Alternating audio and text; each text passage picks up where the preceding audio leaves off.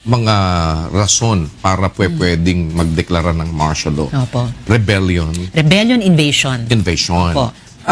Don't you call that the rebellion ang ginagawa nitong mga taga-mauti na to? Because gusto nilang sakupin talaga yung lugar at sila ang maghari, hindi ko ba ganun? Kaya lang kasi, napaka-specific kuya yung definition ng rebellion at saka ng invasion dun sa Okay, Constitution. ano po ang Yung talagang rebellion- ng rebellion? Ang rebellion ay may section ng local government at populasyon ng Pilipinas na titiwalag sa pambansang gobyerno. Sasabihin halimbawa ng Marawi City Government o ng mga Marawi citizens na ayaw na namin sa Republika at kami ay hihiwalay na. Pero that was not the case eh. So hindi ho ba ganun ang ginagawa nito mga ano na ito na Hindi sila humihiwalay sila sa nagtataas nga sila ng sarili nilang flag. ng ISIS flag. Yes. Pero strictly speaking, hindi yan rebellion ng Marawi City at ng Marawi residents. In fact, pag tinanong yung mga ibang mamamayan sa Marawi, ayaw nila sa Maute. Hindi sila yung nagre-rebel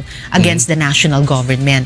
Tapos hindi rin siya invasion kasi hindi naman tulad sa Zamboanga City noon na may siege talaga. Hindi naman tulad sa Zamboanga City noon na may siege talaga.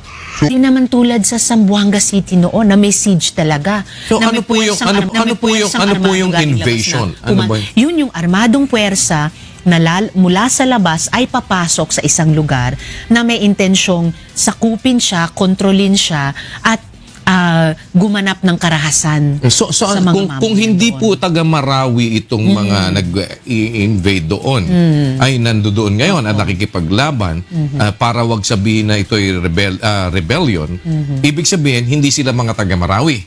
Maaring ganon. Pumasok sila. Na may armas sila. Umugad doon, may armas sila. Na parang gusto nila sakupin ng Marawi. Yes. So that's invasion. Hindi po, strictly speaking, not according to the definition of the Constitution. But definitely, Opo. target ng military action.